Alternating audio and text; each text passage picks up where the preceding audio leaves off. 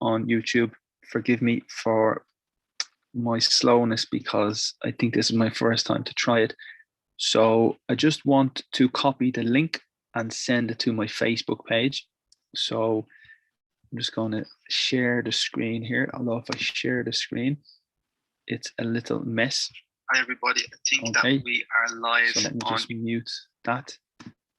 And yeah, I'm going to copy the link and I'm going to send it to my Facebook account. So I'll share the screen and you can see everything here. So I don't need YouTube open. I can close this and I'm just going to paste now onto my Facebook page that I'm live on YouTube. And today I want to focus on travel vocabulary just to help with some important vocabulary in relation to travel. And every day or when I can, I will try to focus on different vocabulary. So I'm just going to create a post here on Facebook to share the link. I'll just say live on YouTube now. Well, I am live. Okay, proper sentence. I am live.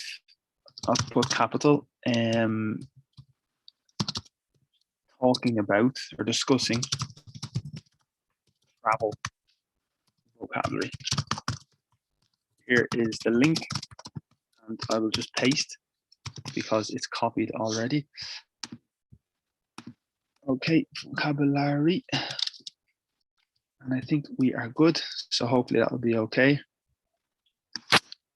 Looking at travel vocabulary.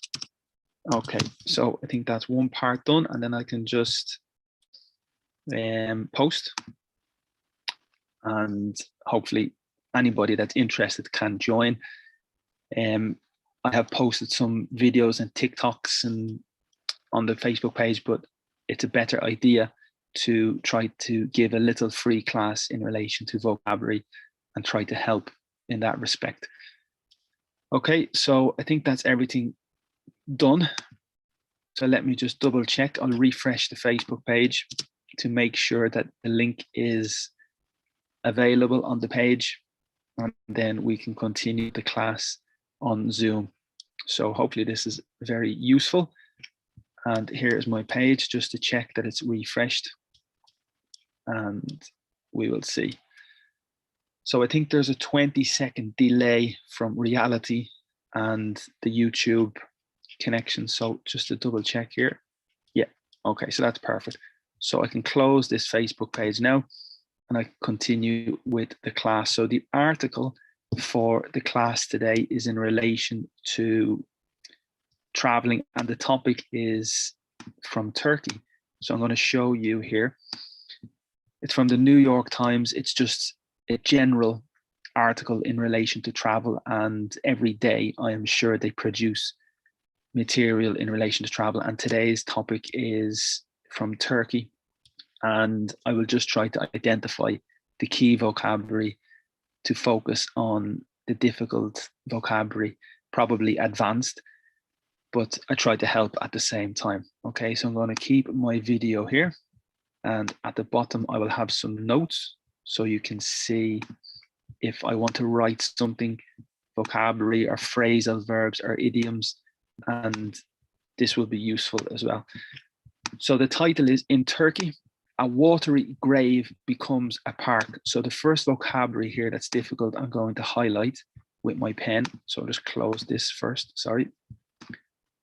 And you can see here that there's one or two expressions that are very interesting and very important. So I'm going to, again, change the color and maybe choose green. Why not? Okay, so I'll select the line. And the first word that's very important is watery, okay? Because watery is obviously related to water and it's the adjective, but we use it in other contexts. For example, for food, the soup, if you drink the soup and the content is not very thick, it's possible to say that the soup is watery. That's the first context. Okay, the second possibility is Well, that's the most typical, watery. Okay. The second possibility is if your argument is very watery or your opinion is maybe very watery, it means your opinion is not very strong. It's a synonym for very weak. Okay, so if I say your argument is very watery, again, the significance is maybe very weak. Okay, so there's two possibilities, and that's the first vocabulary in relation to maybe being difficult. Water, we say it is water under the bridge. This is an expression. And when something bad happens, if you have an argument with your friend or a discussion with your friend and you disagree and you have a fight, you forget about the fight and you do not think badly. So you forget the fight next week. And the expression is it's water under the bridge. And the significance is you have forgotten the problem, you have forgiven your friend, and there is no problem anymore. So the situation, the water is gone under the bridge. That's possibility. Okay. We have another expression. We say blood is thicker than water.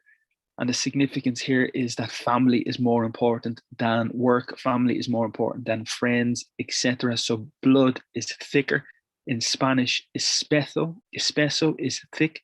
So sangre es más espeso que el agua, or el agua.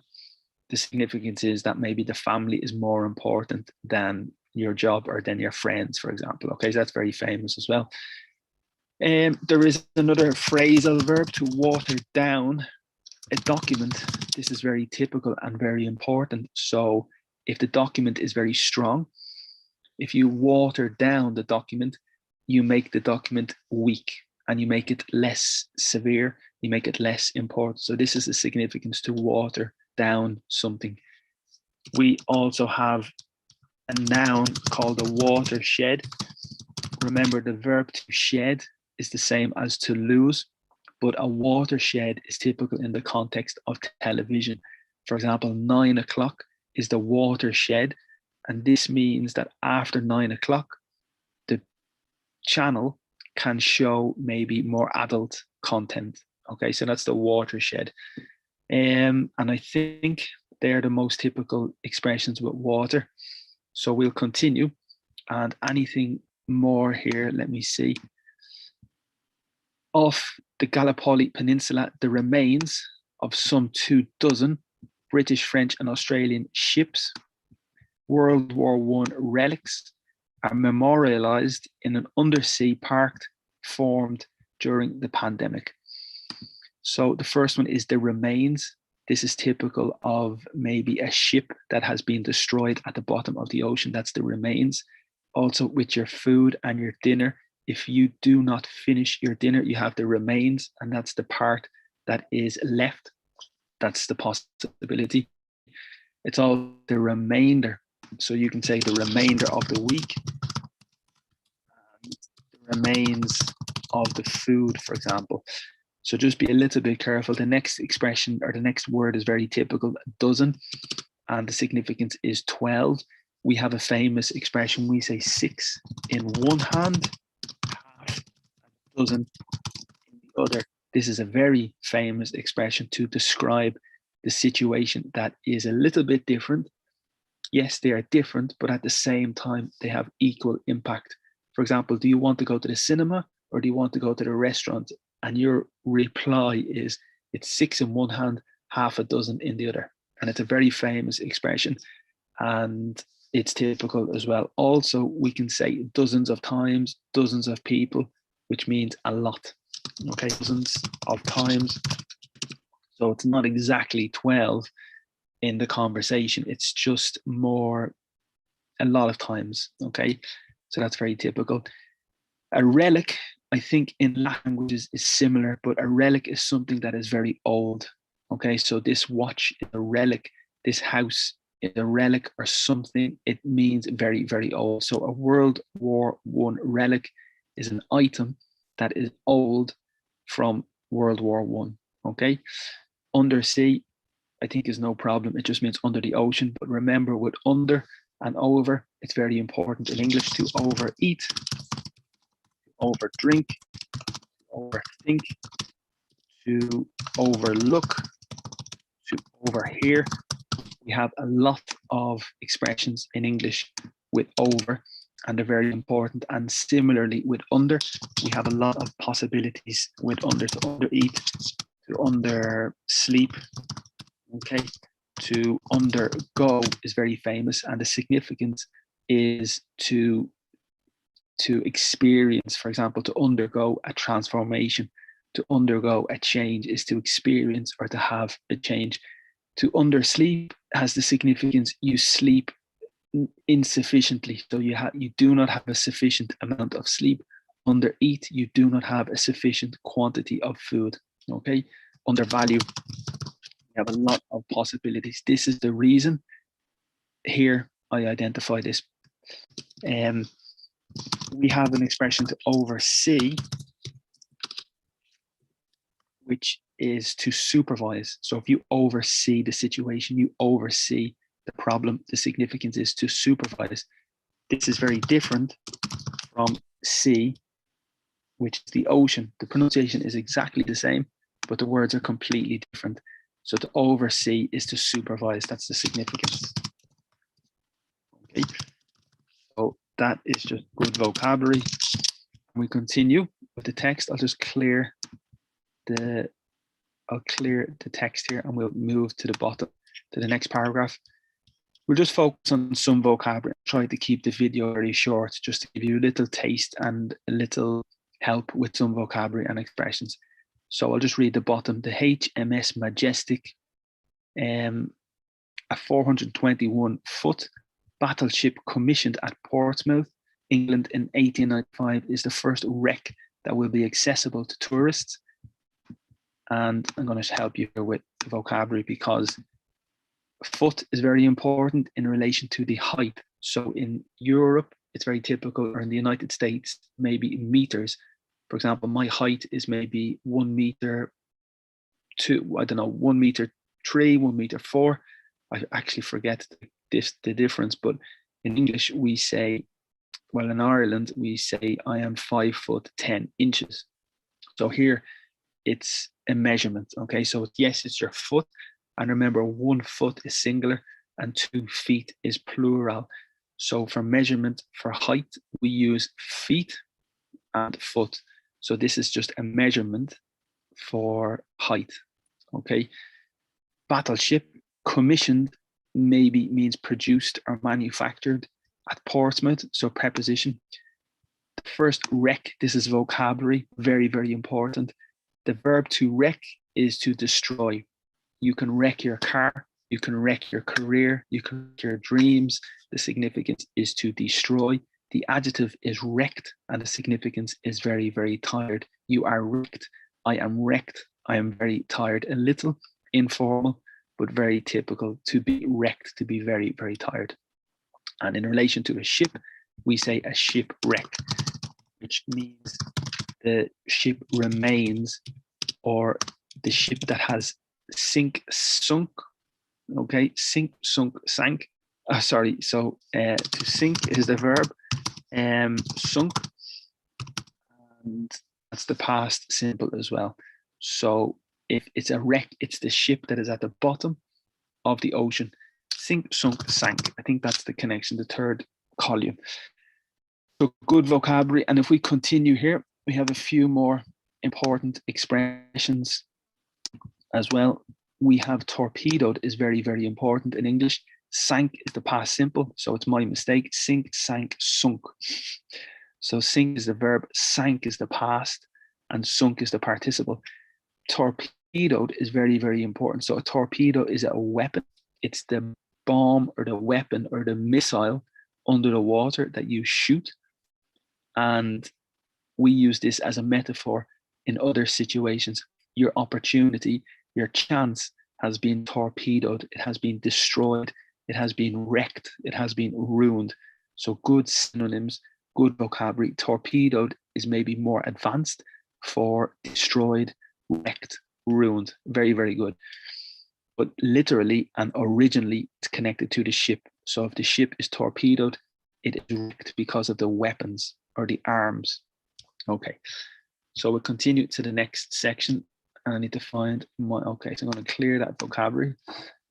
And we'll move down to the next sections. Again, I will just identify the vocabulary. I won't read because the objective of the class is just to focus on vocabulary. Yes, related to travel, and every day, well, when I can, I will try to do another video in relation to vocabulary from a different subject. But today's subject is related to travel. And you can see here the key vocabulary. You can read the text at the same time, and I will try to identify the important vocabulary again. Okay, here we have rose minus knocked off, that's important. Plunge, very advanced, very important. Swallowed, good vocabulary. Mouthful of seawater. Okay, retrieved is good vocabulary. Refit is very advanced, very good. Tugged is very, very advanced, very important in English. Churning, very advanced proficiency, but very good quality. Swells is very interesting as well. Grabbed, slimy. Anchor, rope is maybe more general, more intermediate. Let is like permit, and it's typical with the preposition to let out. Vest and began my descent. Gulped, really advanced, excellent vocabulary, maybe proficient. Clear. And clambered, very advanced also. Preposition toward. Lying is the position. So here we have excellent vocabulary. That's one paragraph, 2 paragraphs, and we have a lot of brilliant vocabulary. So you can see here, and I will explain now. Again, anchored. Okay. Narrow, very flexible, very general. We use it in lots of situations. Waterway is connected to water, as we said, but it's maybe like a canal or a river. Linking, intermediate vocabulary, but really important. Gusty, yeah, perennial. Okay, land masses. And finally, fought over is very good vocabulary, and a bottleneck is advanced. Okay, this is brilliant because we have three small paragraphs, but it's full of excellent vocabulary. The first expression is choppier. Oh, excuse me. So I have to move that back. So let me continue with my, I'll change the color, I think, just to go back again. So now I'm going to talk about pickup. So pickup is typical with children. The verb to pick is like this, but we also say to collect. If you pick up the children from school, you collect the children from school. If you go to the restaurant and you pick up a meal or you pick up some food, the significance is to collect. But the third significance is related to velocity. If you are driving the car and you have the necessity to increase your velocity, we say you pick up your speed, pick up the velocity. It's possible with the weather. If the wind is very strong and the wind increases the intensity, we say the wind is picking up. So to pick up means to collect, but also it means to increase the velocity. Choppier is really excellent vocabulary because the verb is to chop. And I'll just go back with red. So the verb is to chop, C-H-O-P. And it's this action with the food. If you are preparing food, you chop the onions, but it's very flexible in English because if you lose your job, we say you obtain the chop. So if you get the chop, you lose your job. So I'm going to write that here because it's very important. To get the chop means to lose your job. To be choppy, adjective, is very typical. I'm curious if you can guess what the significance is. You must be choppy. The significance is very quick and on time. So fix the computer, please be choppy. It means to be very quick. Maybe it's a little bit rude, impolite as well. Okay, but also with the water and the ocean, if you travel on a boat and the water is very choppy, the water is opposite of calm. So if everything is tranquil and calm, the opposite is choppy. So here it's very important, but also remember comparative. We say happy, then we say happier. So when it's Y, you are happy, but this person is happier, comparative, we change the Y to IER. And the next is the same with shopping. Shoppy and shoppier. Okay. We also say chops, which is a little informal. And there's two significances with chops. Chops is related to meat. So for dinner, you will have potatoes and chops. It's a type of meat that we eat. And I think it's just the description of the shape, but it's very typical chops. The second significance is your face. So these are my chops because it's like the same cut as the meat.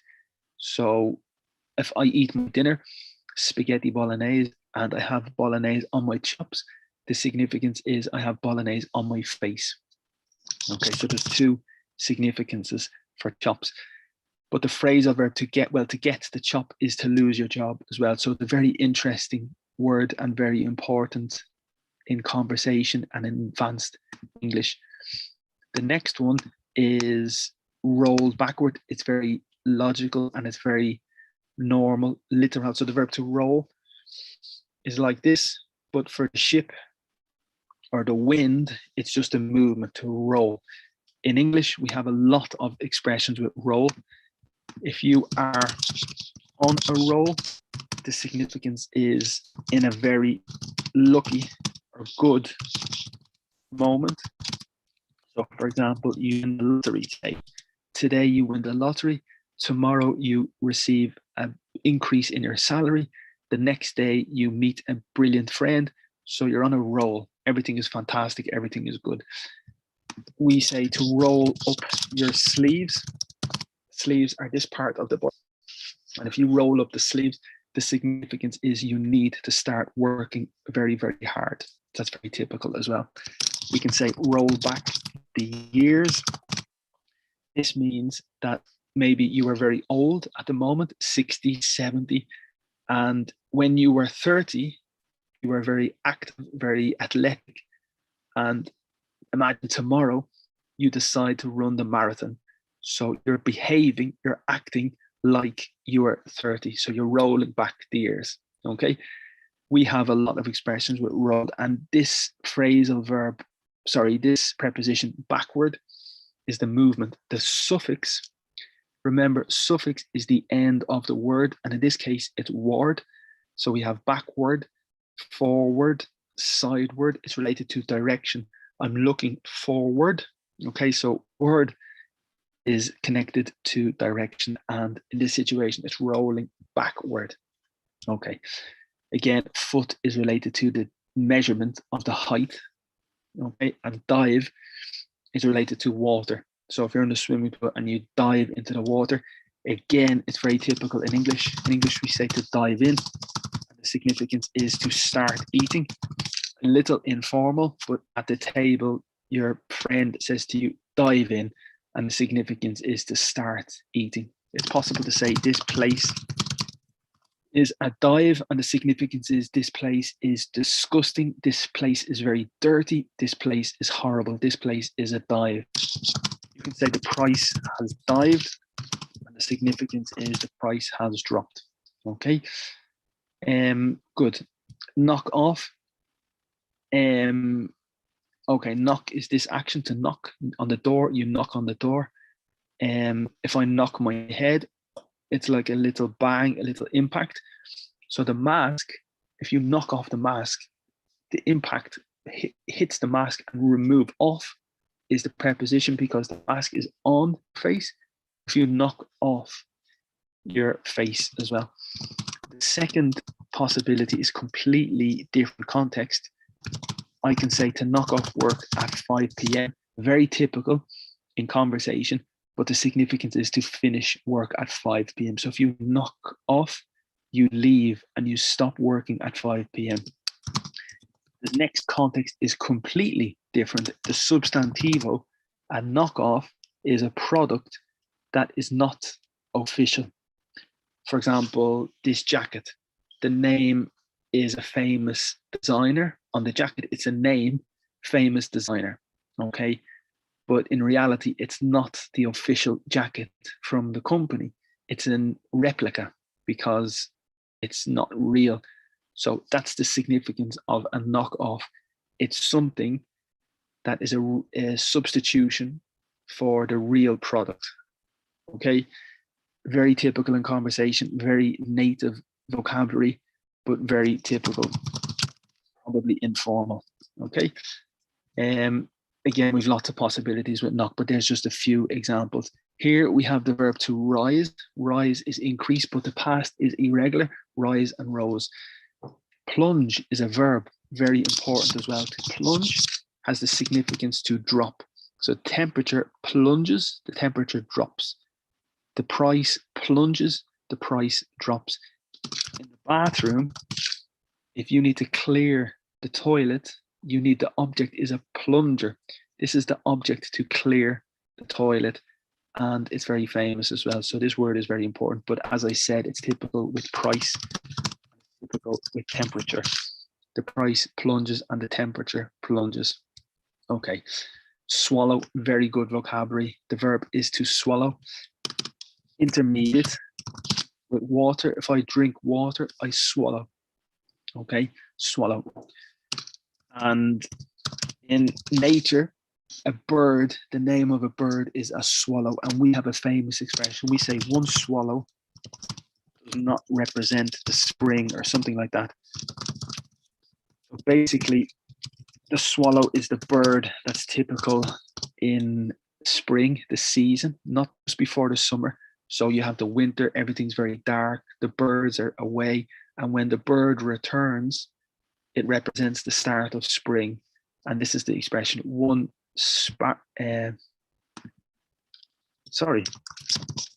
swallow, not shallow. So the name of the bird is a swallow. And when one swallow returns, this represents the change of the season. And that's the expression. But you need more than one swallow, because that's the expression. So you need more. Okay, so when you have one bird, one swallow, it's not the summer yet. You need more. Okay.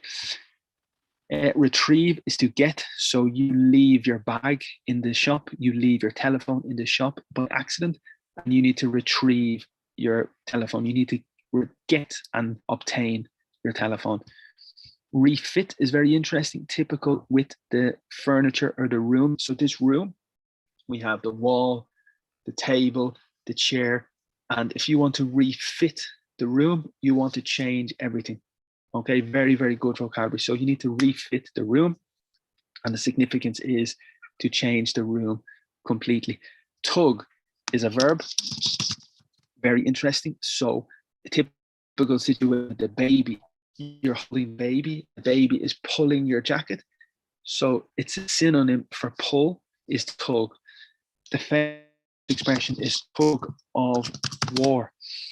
This is the game when you have one team, 3 people, 4 people, and you have another team, 3 people, 4 people. In the middle, you have the rope. Okay, and the team's objective is to pull the rope, and in English, we say to tug the rope. And that's the name of the game, tug of war. You can have a tug boat in the ocean. When one ship, the problem, you need the second ship to collect the other ship. So it's a tug boat because the second ship pulls the boat. Okay, that's very, very important vocabulary. Churning is related to manufacturing, to producing, typical with cheese. If you churn the cheese, you produce and you manufacture. In English, we have a famous expression, to churn out, and the significance is to produce. This company is churning out lots of new products. This person is churning out a lot of new material, producing. Okay, and very advanced vocabulary, excellent vocabulary. Swell is very important vocabulary as well. At the moment, in Ireland, is raining. When the rain increases, the river will swell. So the river will increase in the height. So to swell is to increase. typical with your ankle or your body. If you twist your ankle, the inflammation. So to swell is like to inflame. Old English, we say everything is swell, and the significance is everything is great, everything is marvelous, everything is okay, everything is well. A little formal, a little old, but I think the participle is swollen. So swollen is an adjective as well, but very, very important vocabulary. Swollen ankle. Okay. And here it's, yeah, it's related to the water, I think, the swell. Again, grab, very important verb. To grab is like to catch, or to, you can go to the restaurant and grab a sandwich, go to the shop, grab a coffee. It's like to physically take. And it's this action as well. To grab is physically take. Very important. Slimy is very interesting. So slime is the material, the liquid, the substance, typically when the water is very old.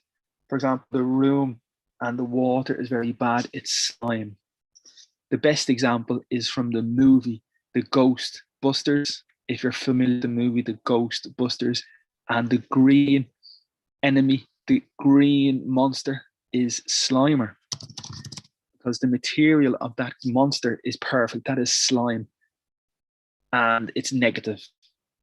So it's really bad, it's really negative, it's slime. So if a person is very slimy, it's very negative and very bad. There's no E, we dropped E. So the cable in the water, it's covered with old liquid and it's very slimy. Let out is the phrasal verb. It's like to release, okay? So you let the air out, you release. So the phrasal verb is to let out. Vest is your clothes. So under your jacket, you have your shirt. Under your shirt, you have a vest. We also say a life vest. This is the jacket you need on the boat. It's the jacket you need when you're in the water and you have a problem. It's a life vest or a life jacket. No problem. Gulp, fantastic vocabulary as well. So the gulp is typical with water or liquid. When you drink, you swallow. But when you drink a lot and you're very thirsty, you gulp. It's that action when you really swallow. It's like a big swallow. So to gulp the water is to drink a lot. Very advanced vocabulary, very good quality English, and probably is to drink a large quantity. Sorry, not to drink, but to swallow, I think, okay? Good quality, really, really nice. Clambered down is very proficient and very advanced. It is very typical in conversation. Clamber down is maybe to move down very, very quickly. So imagine you are in the tree and you clamber down, or the animal clambers down. So they move down very dramatically, very aggressively, very, very quickly. And again, the preposition is very important, toward. So you're going toward. Remember, ward is for direction. Backward, forward, sideward, toward. Lying is important as well. There's two significances for a lie, extremely important. The first significance is when you do not tell the truth. You lie, you do not tell the truth. The second significance is in bed. When I am tired, I lie down. So you're very tired and you lie down. So that's the second significance. And here, it's the second significance location. Anchor is the specific object from the ship. When the ship stops, it's very, very heavy and it drops to the bottom of the water. Okay, so that's the anchor. And you can say your friend is the anchor in your life. Just give you a little example. Your friend is the anchor in your life. And this means your friend is the most important person in your life. Okay, that's the anchor, the foundation, basically. So really good vocabulary and possible in creative situations. For example, you arrive to the hotel and you will anchor in the hotel. You will stay in the hotel. Narrow, a very intermediate vocabulary, very important. It's for the street, and the street is this shape, it's narrow. The opposite is very wide or very broad, but if the street is very narrow, it's very small and very specifically narrow. Small, not exactly, but narrow. We use it for a mind. If your mind is very narrow, your attitude is very focused and possibly negative. You need to open your mind. Okay. Good. Again, linking is very intermediate. Link is this action to link the website LinkedIn because you have a connection. Link, link, link. Very flexible. Break the link. Make the link. Like connection. Very general vocabulary. Very intermediate, but very important as well. Perennially means every year. So annual is related to the year. And then you can say biannual, which means every 2 years. And then perennially is related to every year. Okay, so just good vocabulary. Again, simple, but necessary to know. Gust of wind means a strong impact of wind. So if there's a gust of wind, it's like a strong impact, a strong blow of wind. So the weather is gusty, adjective, gusty, and the significance is very windy, very strong weather. Okay. Land mass means a big, okay, so you can say the masses, and this means the people, the majority of the people, the big quantity of the people are the masses. So land mass is the big quantity of land. And we have a verb as well, to amass, to collect a big quantity, to amass property, to amass wealth. And that means to collect and to receive a lot of things. Okay, so land masses is a big quantity of land. Fight is the verb, fought is the past. This is a very interesting expression. It's an adjective, fought over, very interesting adjective. And the significance is this t-shirt, for example, this shirt. I'll show you a little shirt. This shirt is very important. And for example, this shirt, a lot of people want this shirt. So people will fight. And the significant preposition is over. So people are fighting, one person over this shirt. So the significance is they want this shirt and they're fighting over. That's the phrasal verb. But in this case, it's the adjective fought over. And it's the same. It means it's very in demand, very wanted. People will fight to get the object. Very good vocabulary, very, very advanced, very important detail. Bottle, no problem. Very general, very basic, very intermediate. But a bottleneck, a little more advanced and a little more important. I don't have a bottle specifically, but imagine a bottle of water and the bottleneck is more narrow. So it's typical for traffic. If this street is very blocked, the traffic is a bottleneck. So all the cars are come together and it's a bottleneck. Very good vocabulary, excellent. And I'm very happy because today it's just to focus on vocabulary, vocabulary, vocabulary. Last year, well, at the start of the year, we focused on grammar, prepositions, phrasal verbs, everything. But today, I just want to focus specifically on vocabulary. And you can see there is a lot of vocabulary here. Very advanced, very proficient, but also some intermediate vocabulary. Super. Today is my first day on YouTube Live. And at the same time, we're connecting YouTube to, Zoom to YouTube. And hopefully people on Facebook can connect to the YouTube class, because I put the little connection, the little link on the Facebook page. Super. Thank you so much. Remember, we have classes available. So at the moment, we have other teachers who are very, very good, and we have teachers available. So you are welcome to join a class when you want. Perfect. You can contact me and you can join one of our classes. We have different levels: beginners, intermediate, advanced. exam preparation. We have different options, and we have lots of people interested in the classes and lots of good teachers. So you're very welcome to join. Also, TikTok. We have TikTok videos, Instagram content, Facebook content, YouTube content, and lots of content. So thank you so much for watching. I hope that you enjoyed. Please leave your comment. Please say hello. And this will tell me you watched and that it's working and that you enjoyed the class and that it's good for you. So please leave your comment and tell me your opinion. You can tell your friends, tell friends who are interested in learning English, and they can follow the channels, and hopefully it will be something you can continue frequently. Thank you so much. I'm going to try and stop this class. So let me see.